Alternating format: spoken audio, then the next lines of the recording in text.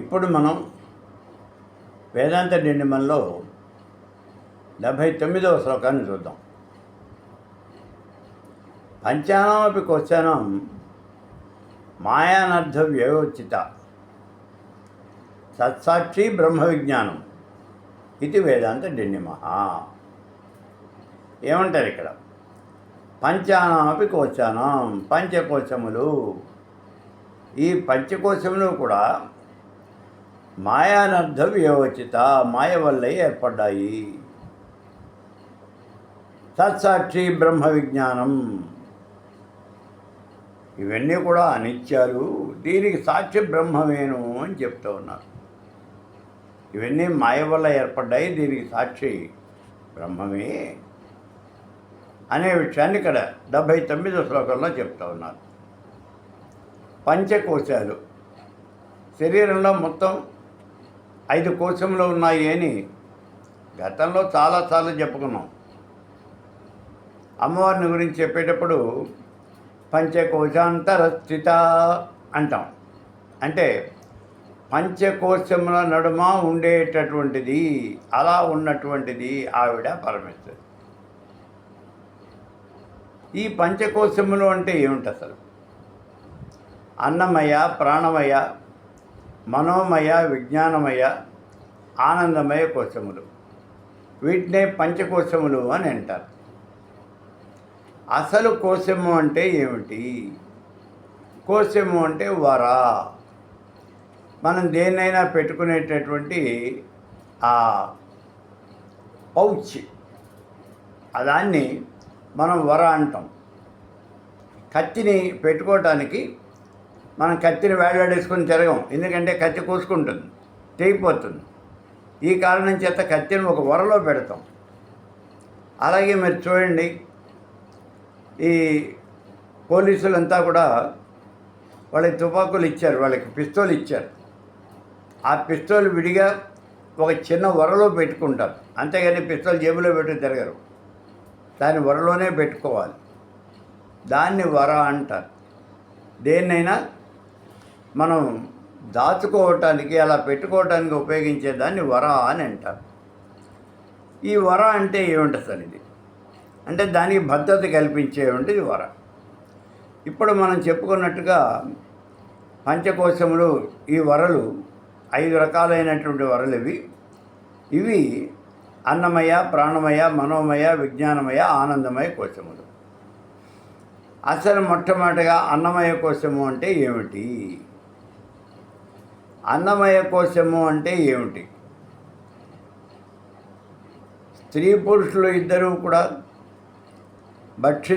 భక్షించినటువంటి అన్నము మొదలైనటువంటి మిగిలిన పదార్థాలు. ఇక్కడ అన్నము అంటే మనం మామూలుగా వాడుకలో అయితే ఆ బియ్యంతో వండినటువంటి దాన్నే అన్నము అని అంటాం. కానీ అట్లా కాదర్రా. అన్నము అంటే మనం తినే ఏ పదార్థం అయినప్పటికీ అది కూడా అన్నమే. మనం ఇక్కడికి వచ్చేప్పటికి అన్నము, పప్పు, కూర, అలాగే ఇవి స్వీటు, ఇది హాటు, ఇది పులిహోర, ఇది పెరుగు, ఇట్లా మనం అనేక రకాలుగా విభజన చేస్తున్నాం. కానీ స్థూలంగా చెప్తే ఇవన్నీ కూడా ఆహారమే. ఇవన్నీ ఆహార పదార్థాలు. అందుకే అన్నము అంటే ఆహారము, అంత తప్పించి ఇంకేం లేదు. అన్నము అంటే ఆహారం అంతే. మరి ఇప్పుడు ఈ అన్నము ఈ పురుషులు స్త్రీ ఇద్దరూ తిన్నటువంటి ఈ ఆహారం చేత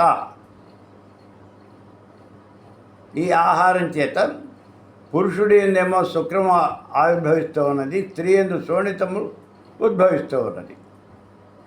ఇలా ఆవిర్భవించినటువంటి ఈ శుక్ర శోణితముల చేత ఈ మానవ దేహం అనేది పుడుతోంది.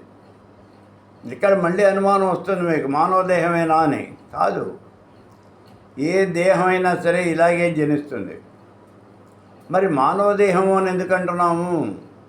ఇది మామూలుగా ఒక అలవాటు ప్రకారం చెప్తున్నాం మానవ దేహము అని అంతే. పశువు అయినా, పక్షి అయినా, క్రిమి కీటకాలైనప్పటికీ కూడా అన్నీ ఇలాగే జన్మిస్తాయి. ఈ కారణం చేతనే అన్నవికారమైనటువంటి ఈ దేహాన్ని అన్నమయ కోశము అని అంటారు. ఇదేనయ్యా స్థూల శరీరము అంటే. ఈ స్థూల శరీరము అనేది ఇది శాశ్వతమైనదా? ఇది అనుమానం ఇక్కడ. స్థూల శరీరం శాశ్వతమైనది కాదు. ఎందుకని?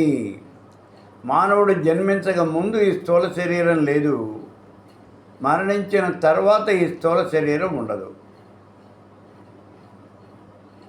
జన్మించక ముందు స్థూల శరీరం లేదు, మరణించిన తర్వాత స్థూల శరీరం ఉండదు. దాన్ని కట్టెల్లో పెట్టి కాల్చేస్తారు. కాబట్టి కేవలం మధ్యలోనే ఉంటుంది. బ్రహ్మ సత్యం జగన్మిథ్య అనే విషయం చెప్పుకునేటప్పుడు మొదట్లో లేదు, తర్వాత లేదు, ఈ మధ్యలో ఉండేది కూడా లేదనే చెప్పాలి, శాశ్వతం కాదు అనే విషయాన్ని అక్కడ చెప్పుకున్నాం. చూడండి, తల లేదు, తోక లేదు, కేవలం మధ్యలో శరీరం మాత్రమే ఉన్నది అంటే ఎట్లా? అవతల వాడు ఎవరైనా అర్థం పర్థం లేకుండా మాట్లాడుతూ ఉన్నప్పుడు అరే తల తోక లేకుండా మాట్లాడకవయ్యా అంటాం. అంటే ప్రతి విషయానికి కూడా తల తోక రెండు ఉండాలి, ప్రారంభము అంతము రెండు ఉండాలి. అది లేకుండా నేను ఇష్టం వచ్చినట్టు చేస్తాను అంటే కుదరదు. కాబట్టి ఇక్కడ ఈ అన్నమయ కోశము, ఈ శరీరం స్థూల శరీరం, ఈ స్థూల శరీరం అనేది ఇది ఆత్మ కాదు, ఇది శాశ్వతం కాదు. ఇక్కడ ఒక్క విషయాన్ని గుర్తుపెట్టుకోవాలి. ఏమిటి అంటే అన్నమయ కోశము అనేది శాశ్వతమైనటువంటిది కాదు. ఎందుకంటే ఇది అన్నం వల్లనే నిర్మించబడుతూ ఉన్నది. ఇందులో రక్తము, మాంసము, ఎముకలు, చీము, నరాలు, మలమూత్రాలు ఇవన్నీ కలిసి ఉంటాయి. చాలా అసహ్యకరమైనటువంటిది. ఇవన్నీ కలిసి ఉన్న ఈ శరీరం మీద చర్మం కప్పేసి ఉంటుంది. మరి ఇది శాశ్వతం ఎట్లా అవుతుంది? ఇది శాశ్వతం కాదు. అందుకే ఇది ఆత్మ కాదు. జన్మించక ముందు దేహం లేదు, మరణించిన తర్వాత లేదు, మధ్యలో మాత్రమే ఉంది. అందుకే ఇది ఆత్మ కాదు. అవయవాలతో కూడినటువంటి ఈ దేహాన్ని ఆత్మ అనటానికి వీల్లేదు. ఎందుకని వీల్లేదు అంటే ఇందులో ఏ అవయవం లేకపోయినప్పటికీ కూడా ఈ శరీరం పనిచేయదు. ఇలా మనం భావన చేస్తూ ఉంటాం, ఏ అవయవం లేకపోయినా శరీరం పనిచేయదు అని. అదేం నిజం కాదు. ఎందుకంటే కాళ్ళు లేని వాళ్ళు చాలామంది ఉన్నారు, చేతులు లేని వాళ్ళు చాలామంది ఉన్నారు, కళ్ళు లేని వాళ్ళు, ముక్కు లేని వాళ్ళు, వికారమైనటువంటి రూపాలు కలిగిన వాళ్ళు చాలామంది ఉన్నారు. కాబట్టి ఏ అవయవం లేకపోయినప్పటికీ ఈ శరీరం పనిచేస్తుంది. అందుకే ఇది ఆత్మ కాదు. ఎందుకని? ఆత్మకు అవయవాలు లేవు. అసలు ఆత్మకి అవయవము అనేది లేదు కదా. అందుకే ఇక్కడ ఈ ఆత్మ అనేటటువంటిది, ఈ శరీరము అనేది ఆత్మ కాదు. రెండవది ఏమిటి అంటే ప్రాణమయ కోసం. ప్రాణమయము, ప్రాణాలు రెండు రకాలుగా ఉన్నాయి. రెండు రకాలైనటువంటి ప్రాణాలు ఉంటాయి. ఏమిటివి? ప్రాణము అంటే వాయువు, అంతగానే లేదు. ముఖ్య వాయువు, ఉపవాయువు అని రెండు రకాలుగా ఉన్నాయి. ప్రాణాపాన వ్యాన ఉదాన సమానములు అనేటటువంటివి ఇవి ముఖ్య ప్రాణాలు, అదే ముఖ్య వాయువులు. మరి ఉపవాయువులు ఏమిటి? నాగ, కూర్మ, కృకుర, దేవదత్త, ధనుంజయములు, ఈ ఐదు కూడా మళ్ళీ ఉపవాయువులు అని అంటాం, ఉపప్రాణాలు అని అంటాం. ఈ వాయువులు అంటే ముఖ్య ప్రాణాలు, ఉపప్రాణాలు, ఈ రెండు కాకుండా కర్మేంద్రియాలు, ఈ 15 కలిసే ప్రాణమయ కోశము అని చెప్పబడుతూ ఉన్నది. ఈ ప్రాణమయ కోశము అనేది కేవలము జడ స్వభావం కలిగినటువంటిది. దీనికి ఆకలి ఉంటుంది, దప్పిక ఉంటుంది, అలసట ఉంటుంది. అందుకే ఇది జడ స్వభావం కలిగినటువంటిది. రజోగుణము, తమో గుణము వీటితో కలిసి ఉంటుంది. సామాన్యంగా రజోగుణమైనటువంటి అహంకారంతో కూడి ఉంటుంది. ఎక్కువ ఈ అహంకారంతోనే కూడి ఉంటుంది. ఇంకా చెప్పాలి అంటే శిరస్సు నుంచి శ్రీపాదం దాకా, కాలి వేలు దగ్గర నుంచి నెత్తి దాకా శరీరం అంతటా కూడా వ్యాపించి ఉంటుంది. దేహానికి బలాన్నిస్తూ ఉంటుంది, ఇంద్రియాలను ప్రేరేపిస్తూ ఉంటుంది. ఇది ప్రాణమయ కోశము అంటే. ఇక మనోమయ కోశము జ్ఞానేంద్రియాలు, మనస్సు, ఈ రెండు కలిస్తే మనోమయ కోశము అవుతాయి. నేను నాది అనే సంకల్ప వికల్పాలకు హేతు అయినటువంటిది ఈ మనోమయ కోశం. ఇది చంచలమైనటువంటిది. ఇది ఎక్కడ ఉంటుంది అంటే అన్నమయ కోశంలోనూ ప్రాణమయ కోశంలోనూ కూడా వ్యాపించి ఉంటుంది. అన్నమయ కోశంలోనూ ప్రాణమయ కోశంలోనూ వ్యాపించి ఉంటుంది. ఇదే బంధం మోక్షాలకు అన్నింటికీ కూడా కారణం. ఈ మనోమయ కోశము అన్నామే ఇదే మనస్సు అంటే. బంధానికి మోక్షానికి కారణం ఇదే. మానవుడి యొక్క అధపతనానికి కారణం ఇదే. మానవుడి యొక్క ఉచ్ఛస్థితికి కూడా కారణం ఇదే. కాబట్టి ఇది మనోమయ కోశము అన్నాం. ఇక తర్వాత చెప్పేది మనం విజ్ఞానమయ కోశము. విజ్ఞానమయ కోశము అంటే ఏమిటిది? బుద్ధి. మానవుడి యొక్క బుద్ధే విజ్ఞానమయ కోశం. ఎవరన్నా ఏదైనా ఒక తప్పు పని చేస్తే నీ బుద్ధి ఏమైపోయిందిరా అంటాం. వాడెవరో ఏదో చెప్పారు బాగుంది, నీ బుద్ధి ఏమైపోయింది అంటాం అంతే. అంటే నీ యొక్క విజ్ఞత అనేది ఏమైపోయింది అని అంటాం. నువ్వు ఆలోచించక్కర్లేదా? ఇదే మానవుడి యొక్క సంసారానికి కారణం అవుతూ ఉంటుంది ఈ విజ్ఞానమయ కోసమే. ఇక ఆఖరిది ఏమిటి అంటే ఆనందమయ కోశము. ఇది ఆనంద స్వరూపం. ఆత్మ యొక్క ప్రతిబింబం చేత తాకబడి ఉంటుంది. అయితే ఇక్కడ ఏమవుతుందంటే తమో గుణము యొక్క ఈ తమో గుణం వల్ల ప్రకటితమైనటువంటి వృత్తి ఆనందము. చాలా జాగ్రత్తగా చూడాలి. ఇక్కడ ఆనందము అనేది పరబ్రహ్మ స్వరూపమేనా అండి? తమో గుణ రహితమైనటువంటి ఆనందం పరబ్రహ్మ స్వరూపం. ఎందుకని అంటే ఒక మానవుడు గాఢమైనటువంటి నిద్రపోతున్నాడు, హాయిగా నిద్రపోతున్నాడు.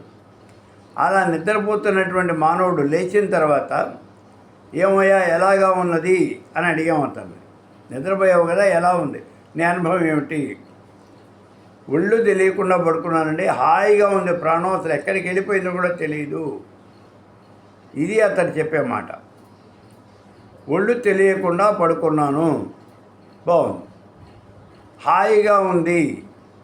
హాయిగా ఉండటం ఏంటి ఇక్కడ? ఈ హాయి అనేది ఎక్కడి నుంచి వచ్చింది మళ్ళీ? అదే తమోగుణ ప్రధానమైనటువంటిది.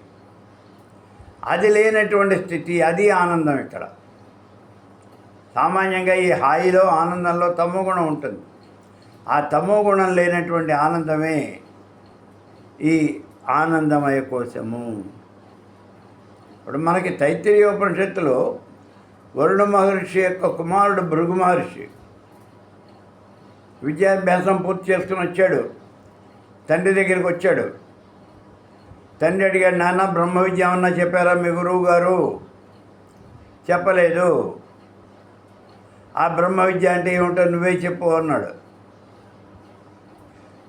బ్రహ్మ విద్య అనేది ఒకళ్ళు చెబితే తెలుసుకునేది కాదురా, ఎవరికి వాళ్ళే తెలుసుకోవాలి, వెళ్ళి తపస్సు చేయి అన్నాడు.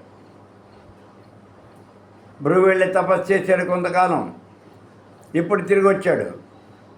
ఏమిటి అంటే తెలిసింది అన్నాడు. ఏం తెలిసిందిరా నీకు?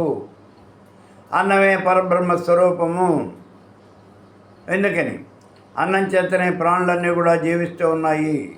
ఈ అన్నం వల్లనే సృష్టి అనేది ఆవిర్భవిస్తోంది. అందుకని అన్నమే పరబ్రహ్మ స్వరూపము అన్నాడు. నాయనా నీకు కొంతవరకు తెలిసిన మాట నిజమే, అన్నం పరబ్రహ్మ స్వరూపమే, కానీ అన్నమే పరబ్రహ్మ స్వరూపం కాదు, మళ్ళీ వెళ్ళి తపస్సు చెయ్యి అన్నాడు వరుణ మహర్షి. సరే భృగు మళ్ళీ వెళ్ళాడు, కొంతకాలం తపస్సు చేశాడు. ఇప్పుడు తిరిగి వచ్చాడు. మళ్ళీ తెలిసిందే అన్నాడు. ఏం తెలిసింది? ప్రాణమే పరబ్రహ్మస్వరూపము. మళ్ళీ అన్నాడు తండ్రి అయినటువంటి వరుణుడు, ప్రాణం పరబ్రహ్మస్వరూపమేనయ్యా, కానీ ప్రాణమే పరబ్రహ్మస్వరూపం కాదు. మళ్ళీ వెళ్ళి తపస్సు చేయి. మళ్ళీ వెళ్ళి తపస్సు చేశాడు. ఇప్పుడు తిరిగి వచ్చాడు. మనస్సే పరబ్రహ్మస్వరూపము అన్నాడు. మనస్సు కూడా పరబ్రహ్మస్వరూపమే, కానీ మనస్సే పరబ్రహ్మస్వరూపం కాదు. మళ్ళీ వెళ్ళి తపస్సు చేయి అన్నాడు. మళ్ళీ కొంతకాలం తపస్సు చేశాడు. తిరిగి వచ్చాడు. విజ్ఞానమే పరబ్రహ్మస్వరూపము అన్నాడు. నాయనా, విజ్ఞానం కూడా పరబ్రహ్మస్వరూపమే, కానీ విజ్ఞానమే పరబ్రహ్మస్వరూపం కాదు. బ్రహ్మ విద్యలో ఒక్కొక్క మెట్టు పైకి ఎక్కుతూ వస్తున్నావు, నువ్వు దగ్గరకు వచ్చేసావు. మళ్ళీ వెళ్ళి తపస్సు చేయన్నాడు. ఇప్పుడు కొంతకాలం తపస్సు చేసి తిరిగి వచ్చాడు. ఏమిటయ్యా అన్నాడు తండ్రి. ఆనందమే పరబ్రహ్మ స్వరూపము అన్నాడు. శాబాష్, బాగుందిరా నాన్న, నీకు తెలిసింది. ఇప్పుడు నీకు తెలిసింది ఆనందమే పరబ్రహ్మ స్వరూపము. ఆనందం బ్రహ్మేతి విజానాతు, ఆనందమే పరబ్రహ్మ స్వరూపం రా అని అప్పుడు బ్రహ్మ విద్యను పూర్తిగా బోధించాడు కుమారుడైనటువంటి ఈ భృగు మహర్షికి, ఆ వరుణ మహర్షి. కాబట్టి ఇక్కడ ఆనందమే పరబ్రహ్మ స్వరూపము. ఇది ఆనందమయ కోశం అని చెప్పుకుంటున్నాం. ఇక్కడ ఆనందమయ కోశం పరబ్రహ్మ స్వరూపం కాదు. ఆనందమయ కోశమునందు ఉండే పురుషుడు ఎవరైతే ఉన్నాడో అతడు పరబ్రహ్మ. ఈ 5 కోశాలు కలిపే గుహ అని అంటారు. ఈ గుహ యందు ఉండేటటువంటి వాడే గుహుడు. అందుకే ఆ పరమాత్మ స్వరూపాన్ని మనం గుహుడు అని పిలుస్తూ ఉంటాం. సంప్రదాయాల్లో కూడా గుహా సంప్రదాయము అని ఏదో ఒక సంప్రదాయం ఉంది. దాన్ని గుహా సంప్రదాయము అని అంటారు. అంటే ఏమిటి? ఇక్కడ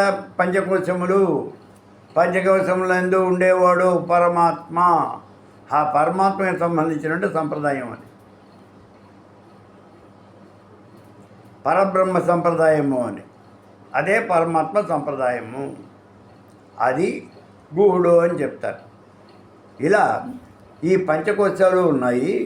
అయితే ఇక్కడ విషయం ఏమంటే పంచకోశాలు శాశ్వతమైనటువంటివా? కాదు. ఇవన్నీ శరీరంలో కదా ఉన్నాయి.